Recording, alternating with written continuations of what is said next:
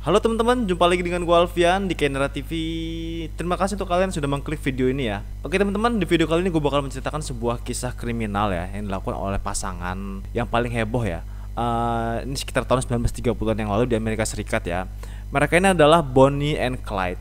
Pasti di antara kalian ada yang sudah familiar dan mungkin ada yang belum sama sekali pernah dengar nama Bonnie and Clyde ini ya. Maka dari itu, gue bakal menceritakan kisah kriminal mereka berdua ini, oke?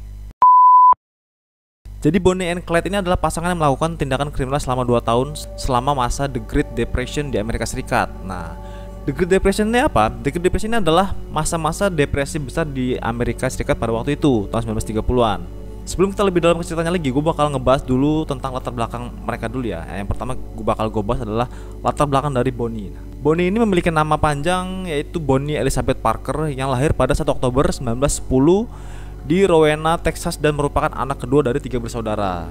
Ayah Bonnie bernama Charles Robert Parker yang merupakan pekerja buruh batu, sedangkan ibunya Emma Parker hanya seorang ibu rumah tangga. Dan Bonnie ini pada umur 4 tahun dia ini sudah kehilangan ayahnya. Nah, entah gue belum dapat beritanya, maksudnya belum dapat faktanya kenapa ayahnya meninggal ini ya. Setelah kepergian ayahnya, sang ibu Emma Parker memindahkan Bonnie dan keluarganya ini ke rumah neneknya Bonnie ya. Di itu lokasinya berada di Simmons City, Texas. Singkat cerita, Bonnie ini tumbuh menjadi wanita cantik dan berprestasi di sekolahnya dan juga ia memiliki hobi menulis puisi. Dan tidak ada tanda-tanda sama sekali bahwa Bonnie ini akan terjun ke dunia kriminal. Jadi kehidupan ini awalnya normal semua si Bonnie ini ya. Kemudian pada tahun keduanya di sekolah SMA atau di high school ya, Bonnie ini berkenalan dengan seorang pria bernama Roy Thrompton dan setelah lama berkenalan, akhirnya mereka berpacaran. Setelah menjalin hubungan yang lumayan lama oleh Thrompton ini, akhirnya Bonnie dan Roy memutuskan untuk menikah pada tanggal 25 September 1926 dan memutuskan untuk berhenti sekolah. Jadi mereka ini termasuk nikah dini ya, menikah pada usia muda. Bonnie yang sangat mencintai Roy kemudian membuat tato nama mereka berdua di paha kanannya. Boom. Jadi si Bonnie ini termasuk bucin lah ya, cinta mati sama Roy ini ya. Namun amat disayangkan pernikahan mereka tidak bertahan lama dikarenakan Roy adalah seorang kriminal dan sering terjerat hukum. Bonnie yang merasa kesepian sering mencurahkan isi hatinya dan kegalauannya ke dalam sebuah diary. Jadi dia punya diary ya. Di situ ia menceritakan di mana Bonnie merasa tidak betah tinggal di kotanya sekarang dan ia memiliki ketertarikan dengan dunia fotografi.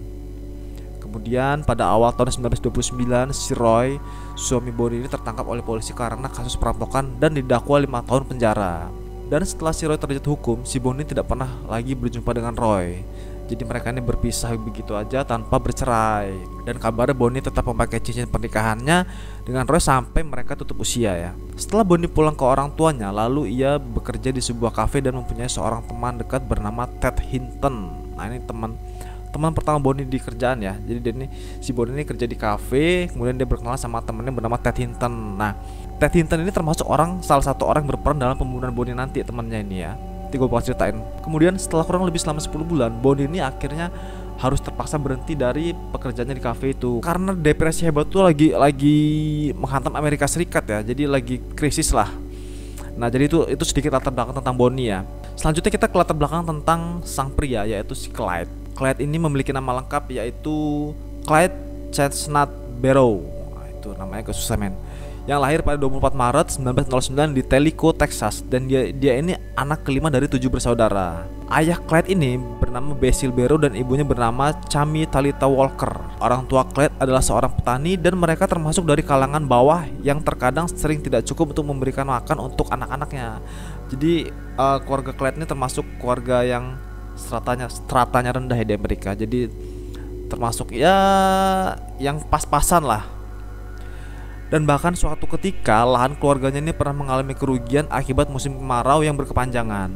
Dan inilah yang membuat akhirnya keluarga Barrow pindah ke Dallas Barat pada tahun 1920. Di kota Dallas ini, Clyde bersekolah sampai berumur 16 tahun dan mempunyai ambisi untuk menjadi seorang musisi. Dan Clyde pun pernah mendaftar di Angkatan Laut Amerika yaitu USN itu United States Navy ya, Angkatan Laut Amerika ya. Tapi dikarenakan penyakit masa kecilnya, nah itu gue nggak tahu penyakitnya itu penyakit apa, entah malaria, entah penyakit kuning. Hal inilah yang menyebabkan si Clyde ini gagal dalam tes medis pada saat dia melamar jadi Angkatan Laut tadi ya. Dan hal itu pula yang menjadikan pukulan berat oleh si Clyde ini. Bahkan si Clyde ini udah nato logo USN itu di lengan kirinya, karena ambisi dia yang pengen untuk jadi angkatan laut ini ya. Tapi apa daya, dia harus pupus karena kondisi kesehatan dia yang nggak memungkinkan.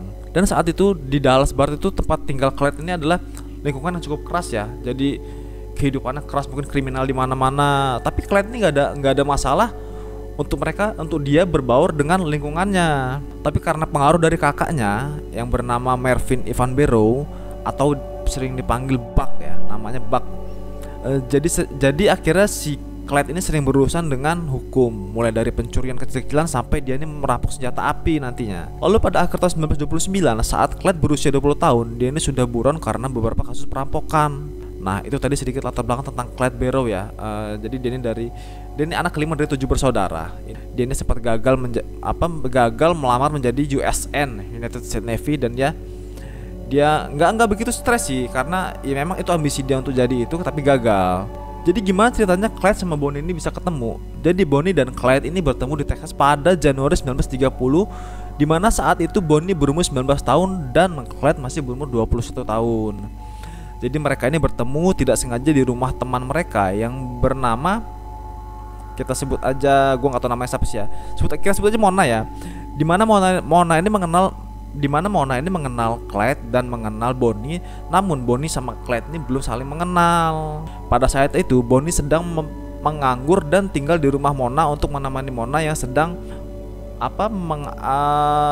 dalam pemulihan karena patah tulang. Jadi si Bonnie ini tinggal di rumah Mona ini untuk menemani si Mona ini karena lagi masa penyembuhan ya. Pada saat itu Clyde datang untuk menengok atau menjenguk si Mona ya di rumah Mona. Nah, pertama kali si Clyde ketemu si Bonnie di rumah Mona ini, pada pandangan pertama itu dia langsung jatuh cinta ya. Jadi si Clyde ini pertama ngelihat Bonnie itu udah, wah, she is beautiful lah, mungkin gitu dalam hati ya. Nah, kemudian kita lanjut, singkat cerita, setelah itu si Bonnie dan si Clyde ini akrab. Mereka sudah kenal lama, mereka akrab, saling berkomunikasi. Akhirnya mereka ini berpacaran lah, menjalin hubungan. Namun romansa mereka ini terputus saat Clyde ini tertangkap polisi dan harus dipenjara di penjara Esham Prison Farm ya, dimana penjara itu terkenal sangat brutal dan sadis. Bentar. Di saat Clyde menunggu persidangan, Bonnie sering berkunjung untuk menemui si Clyde ya. Yang pada akhirnya pada kunjungan beberapa kalinya si Bonnie ini berniat ingin mengasih sebuah buku untuk Clyde. Nah, namun si Bonnie ini menyelundupkan senjata api yang diikat di dada dia untuk Clyde ini biar dia bisa kabur ya. Lanjut cerita, Clyde yang merasa mendapat dukungan dari Bonnie akhirnya melakukan percobaan melarikan diri dan berhasil. Namun selang seminggu dia tertangkap lagi dan dijebloskan di penjara yang sama, lalu dijatuhi hukuman selama 14 tahun. Dan selama di penjara untuk yang kedua kalinya, Clyde selalu mendapat pelecehan seksual dari tahanan lainnya. Jadi termasuk sadis ya. Dan disinilah Clyde mulai merasa kesal lalu menghabisi tahanan yang selalu melakukan pelecehan terhadapnya. Dan ini menjadi tindak pidana pertama Clyde dengan cara menghilangkan nyawa orang lain. Singkat cerita, Clyde dibebaskan bersyarat pada 2 Februari 1932 dikarenakan ibu kandungnya mengajukan petisi untuk membebaskan Clyde dan itu berhasil. Nah, dari artikel yang gue baca, jadi ibunya ini mengajukan petisi agar Clyde dapat bebas. Namun Clyde ini nggak tahu dia kalau ibunya ngajuin petisi agar dia bisa bebas ya. Jadi Clyde taunya bebas aja, mungkin karena dia merasa buktinya nggak kuat atau gimana. Tapi Clyde ini bisa bebas karena ibu kandungnya mengajukan petisi. Namun setelah keluar dari penjara, ada yang aneh pada diri Clyde, karena Clyde berubah drastis dari sikapnya yang tadinya biasa aja, yang sikapnya dari anak sekolahan, yang perilakunya yang normal, sekarang menjadi sosok yang brutal, bisa dibilang lebih berdarah dingin ya, ibaratnya kayak ular berbisa. Nah, bahkan ada yang beranggapan bahwa Clyde merampok bukan lagi untuk menambah kekayaan, namun semata-mata untuk balas dendam kepada sistem pemerintahan. Salah satunya perlakuan di penjara tempat ia menjalani hukuman. Jadi teman-teman, saat Clyde ini keluar dari penjara, keadaan negara itu masih dalam depresi besar ya. Dan situasi ini sangat membuat pekerjaan semakin langka dan membuat hidup masyarakat pada umumnya menjadi sulit. Dan ini pula yang membuat Clyde sulit mendapat pekerjaan yang benar, maksudnya sulit mendapat pekerjaan yang bagus lah. Kemudian Bonnie dan Clyde bertemu kembali, lalu mereka bersama kakaknya yang bernama Buck beserta istri Buck yang bernama Eva Benny dan Blanche Ray Hamilton dan William Daniels Jones membentuk sebuah geng yang bernama Barrow Gang. Nah, dari sini mulainya mereka mulai kriminal ya. Dan setelah membentuk geng ini, mereka melanjutkan aksi kriminal mereka dengan merampok bank, SPBU, toko perhiasan hingga merampok perorangan. Jadi kayak mereka nih ngebegal lah istilahnya ya. Kemudian pada April 1932, geng Barrow ini merencanakan untuk merampok toko senjata api. Namun aksinya ini dapat dihentikan oleh polisi. Yang pada saat itu semua anggota geng dapat berhasil kabur kecuali si Bonnie. Dan kemudian si Bonnie dijebloskan di penjara Kaufman di Texas. Dan selama di penjara, Bonnie menghabiskan banyak waktu dengan menulis puisi. Jadi kasihan ya, si Bonnie ini gagal melarikan diri, jadi dia harus di penjara. Lanjut cerita, ternyata Bonnie ini di penjaranya nggak lama dikarenakan kurangnya bukti yang kuat untuk mempidanakan kasus Bonnie ya. Lalu setelah dia keluar dari penjara, kemudian Bonnie bergabung lagi dengan kelompok gengnya, geng Barrow. Nah, ternyata selama Bonnie di penjara, Clyde dan Raymond ini terus melakukan perampokan di berbagai tempat. Yang parahnya lagi, mereka ini sampai menghilangkan nyawa orang. Jadi lama-kelamaan mereka ini terbiasa dengan menghabisi nyawa orang ya. Yang awalnya tuh niat mereka cuma merampok dan nggak ada target untuk melukai atau apalagi sampai menghabiskan nyawa orang ya. Dan pada bulan Agustus 1932 terjadilah perampokan yang dilakukan oleh Clyde dan Raymond di sebuah perusahaan pengapakan barang di Dallas. Yang pada saat itu mereka sedang duduk di mobil curian, namun didatangi oleh seorang sheriff iseng menanyakan kepada mereka karena gerak-gerik mereka ini mencurigakan ya. Jadi datanglah sheriff ini menanyakan what are you doing? Mungkin nanyakan apa gitu kan. Mereka ini panik, langsung lah mereka ini mereka langsung menembak sheriff ini karena kepanikan mereka itu. Nah, akhirnya sempat terjadi baku tembak sama polisi di sana. Kemudian mereka ini berhasil kabur dengan mobil curian. Bonnie yang saat kejadian itu sedang di rumah neneknya melihat anggota geng memberitahu bahwa Clyde dan Raymond sedang dikejar-kejar oleh polisi dan harus kabur. Bonnie yang pada saat kejadian itu sedang di rumah neneknya melihat anggota geng memberitahu bahwa Clyde dan Raymond sedang dikejar-kejar oleh polisi dan harus kabur. Nah, Clyde menginginkan Bonnie ini kabur bersama dia. Jadi temannya ini menyampaikan ke rumah Bonnie bahwa Bonnie ini harus ikut Clyde untuk kabur bersama. Tanpa pikir panjang si Bonnie ini karena dia udah cinta mati, udah bucin sama si Clyde ini. Jadi Bonnie ini ikutlah kabur bersama teman-temannya itu. Nah, selama 2 tahun ini Bonnie dan Clyde rutin melakukan perampokan di Texas, Oklahoma, Missouri, Louisiana, dan di New Mexico. Dan mereka ini tinggal di perbatasan negara bagian karena mereka tahu polisi itu nggak bisa melintasi perbatasan negara untuk menangkap penjahat. Singkat cerita nih, kita singkat ceritanya ya. Geng Barrow ini yang sudah berkumpul lagi.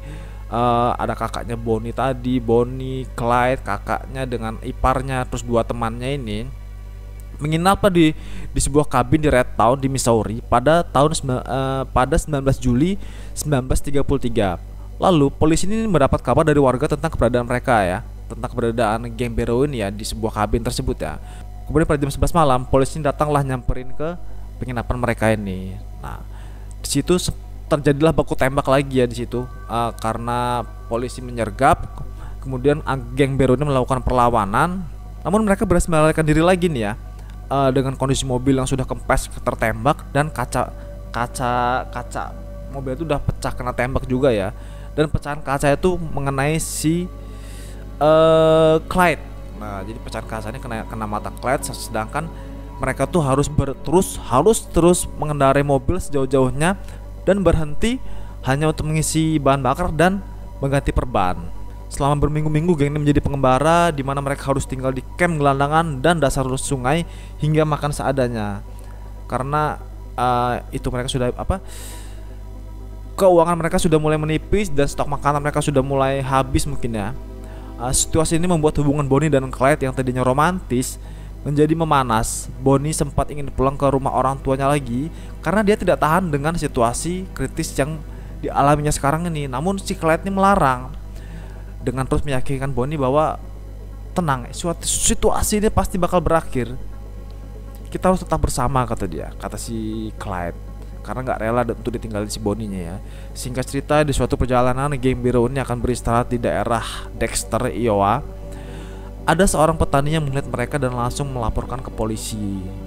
Dan pada pagi hari 24 Juli 1932, lebih dari 100 polisi dan warga langsung mengepung mereka. Bonnie yang melihat situasi ini langsung terkejut dan berteriak memberitahu anggota geng lainnya.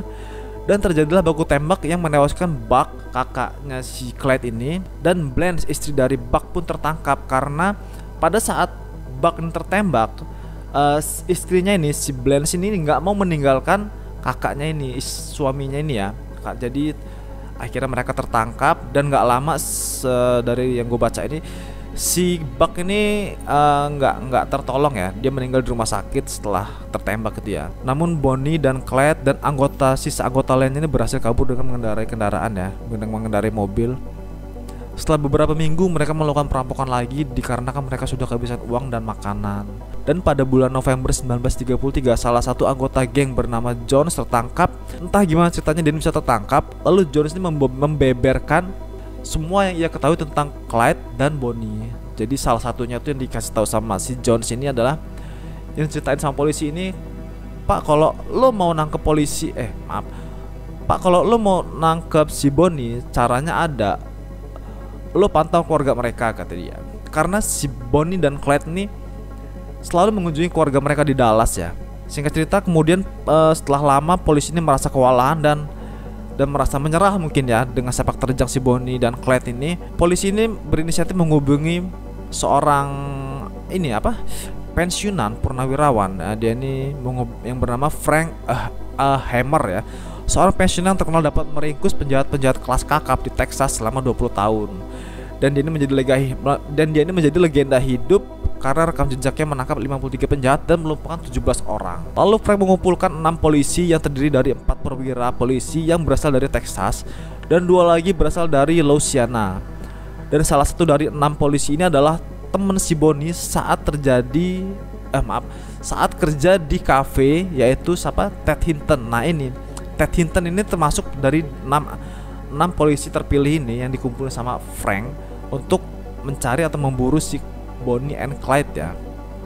Jadi tugas si Ted Hinton ini ditugaskan oleh Frank untuk mengidentifikasi wajah Bonnie karena diketahui si Ted Hinton ini pernah berteman dengan si Bonnie. Setelah hampir 2 bulan melakukan pelacakan terus-menerus, 4 dari 6 anggota polisi yang terpilih ini pergi ke suatu tempat bernama Shreveport pada 21 Mei 1934. Nah, kemudian menurut kepolisian yang sudah berkoordinasi antar wilayah mengatakan bahwa mobil Ford V8 yang baru saja dilaporkan hilang terlihat di wilayah itu dan tengah menuju ke Binville, Paris, dan mereka percaya bahwa Bonnie berada di wilayah Shreveport itu ya, dan bermaksud untuk menemui salah satu anggota baru mereka, anggota geng biru yang baru bernama Henry. Nah, singkat cerita lagi, Frank yang sudah kelelahan menunggu mereka selama 2 hari 2 malam, mereka hampir merasa putus asa dan ingin membatalkan misi mereka ini. Jadi udah ngerasa capek lah ya. Udahlah, kata Frank sama teman-temannya, sudahlah, mungkin harus kita tunda dulu pelacakan mereka ini. Kita lanjutkan nanti. Nah, pada saat si Frank ini memutuskan berhenti, tiba-tiba tampak mobil Ford V8 yang nampak seperti mobil curian mendekat ke arah tempat mereka ini dengan kecepatan tinggi, dan salah satu polisi yang mengenali mereka memastikan bahwa mobil yang dikendarai oleh mereka itu adalah benar Bonnie and Clyde.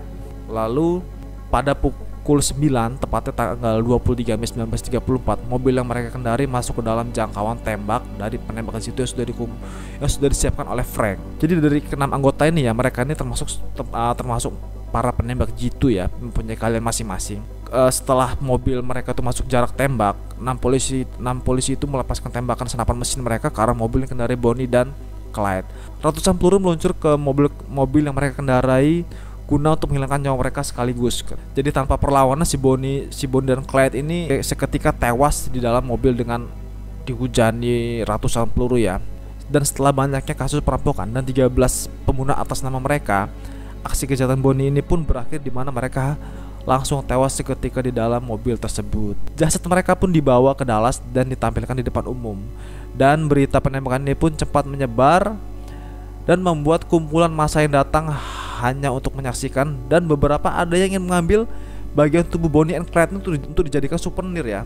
Meskipun pada saat hidup mereka tak terpisahkan dan kisahnya romantis, namun pada saat tewas mereka ini harus terpisahkan karena si Bonnie ini sebelum meninggal sempat meminta izin kepada ibunya untuk maksudnya saat ia meninggal, dia ini pengen dikuburkan bersama dengan si Bonnie bersebelahan. Namun ibunya ini tidak merestui karena emang dari awal ibunya Bonnie ini nggak merestui hubungan Bonnie dan Clyde ini. Jadi mau nggak mau terpaksa harus makamnya itu dipisahkan. Nah, si Bonnie ini dimakamkan di Dallas, serta si Clyde ini dimakamkan di sebelah pemakaman kakak kandungnya si Buck ya. Jadi itulah singkat cerita dari perjalanan Bonnie and Clyde. Banyak yang bisa kita ambil dari kisah ini ya. Salah satunya adalah kesetiaan mereka. Salah satunya itu dimana si Bonnie and Clyde ini adalah pasangan yang benar-benar setia satu sama lain ya. Di kala susah maupun senang. Namun segi negatifnya banyak karena mereka ini adalah kriminal yang sangat lumayan sadis dan mengerikan. Dan Bonnie and Clyde ini setahu gue sih dia ini sudah dibuat film ya. Dibuat film pada tahun berapa gue lupa sih. Gue pernah lihat artikel yang menyebut bahwa mereka ini sempat diangkat menjadi sebuah film dari kisah nyata ya. Dan mobil yang mereka kendarai yang dihujani ratusan peluru itu dimuseumkan di Amerika. Nah, jadi untuk mengenang lah ya. Jadi penjahat itu bisa dikenang loh kalau di sana. The legend mungkin ya. Oke, next video mungkin gue bakal ngebahas cerita kayak gini lagi ya. Gue bakal riset lagi tentang cerita-cerita yang seru lah. Jadi jangan lupa dukung terus Kenara TV dengan cara subscribe, di like, dan share video ini jika kalian suka, dan dislike aja kalau emang gak suka. Gue minta maaf kalau gue ada salah-salah kata karena gue cuma manusia biasa ya. Sampai ketemu di video selanjutnya. See you in the next video. Bye bye.